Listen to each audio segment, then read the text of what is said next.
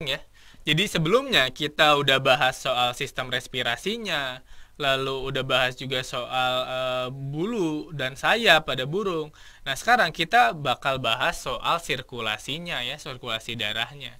Nah, overall untuk jantung burung dan sirkulasinya itu kurang lebih sama atau identik dengan pada mamalia.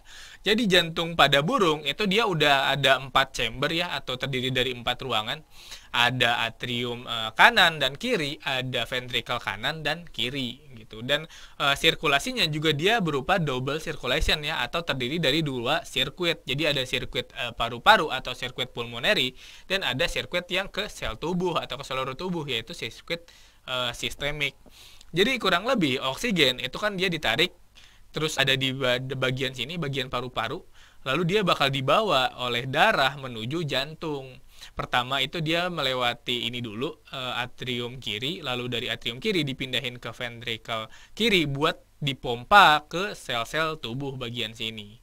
Lalu di sini darah itu bakal gantian, dia ngangkut CO2, lalu dia dibawa di sini oleh vena cava sampai ke atrium bagian kanan. Dari atrium kanan dia dipindahin ke ventricle bagian kanan, oleh ventricle kanan dia dipompa menuju paru-paru buat dibuang. Kurang lebih kayak gitu ya.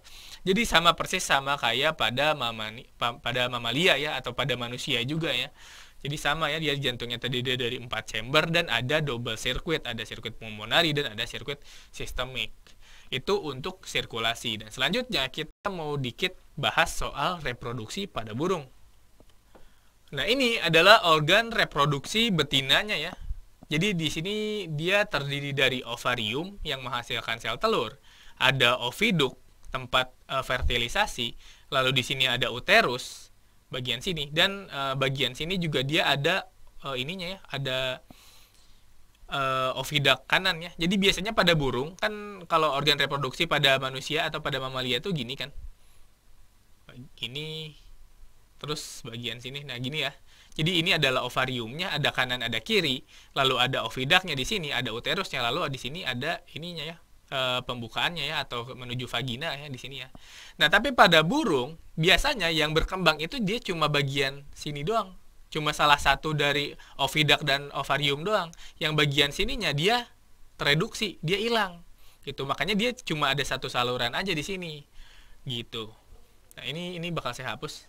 Nah, kalau misalnya ada yang nanya, jadi gini, kalau misalnya kita beli telur di pasar atau di supermarket atau dimanapun, telur ayam ini ya, telur ayam negeri ya, kalau misalnya kita ramin telur itu, katakanlah beberapa bulan, telur itu bisa menetas apa enggak? Jadi kalau misalnya telur ayam negeri, terus kita lamain, itu dia bisa menetas apa enggak? Dia bisa jadi ayam apa enggak? Nah, kalau misalnya ada orang yang nanya gitu, gimana jawabnya kira-kira? Atau kalian coba aja gitu, ambil telur satu dari yang tadi telur komersial tadi, terus kalian ramin gitu, beberapa bulan lah, itu bakal jadi ayam apa enggak? Coba aja dulu.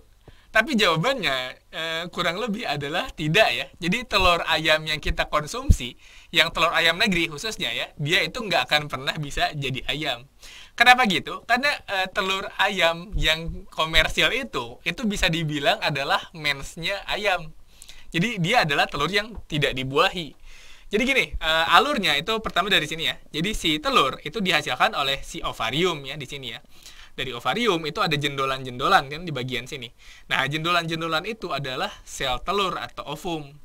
Itu dia dihasilkan oleh folikel-folikel yang ada di ovarium. Lalu ovum yang udah matang dia bakal jatuh ke bawah. Dia bakal bergerak sepanjang oviduk di sini. Nah, di oviduk sini itu adalah tempat terjadinya fertilisasi gitu. Tempat di mana si ovum ketemu sperma. Kalau misalnya si burung ini kawin gitu. Kalau misalnya si burung betina ini dia ketemu jantan lalu kawin.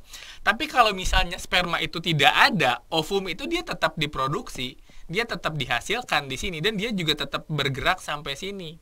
Nah, ovum baik itu yang udah dibuahi maupun yang tidak, selanjutnya itu bakal bergerak ke daerah-daerah sini. Dia bakal diterusin lanjut ke sini.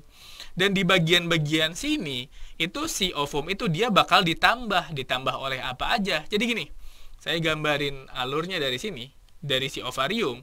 Dari ovarium itu pertama tadi ya, si ovumnya, ovum yang matang itu dilepas. Ketika dia bergerak ke daerah-daerah sini, oviduk itu ditambah dengan sperma kan.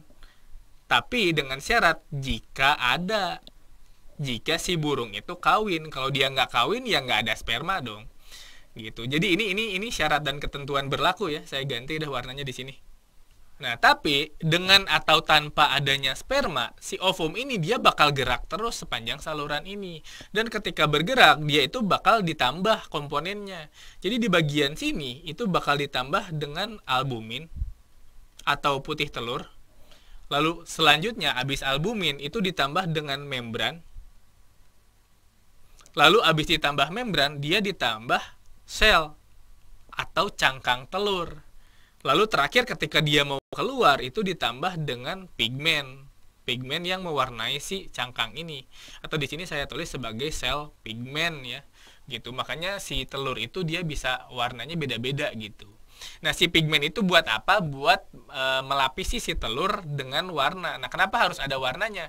Karena kalau misalnya kita ingat fisika, warna itu dia adalah cahaya tampak yang dipantulkan oleh suatu objek kan. Nah, keberadaan pigmen itu berfungsi untuk melindungi telur dari radiasi. Jadi si telur itu dia bakal terlindungi oleh si pigmennya. Jadi cahaya matahari yang datang itu bakal dipantulin lagi oleh si pigmen-pigmen tersebut. Gitu. Biar si bayinya atau si embrio yang ada di telur itu tidak mengalami mutasi yang disebabkan oleh sinar matahari. Gitu.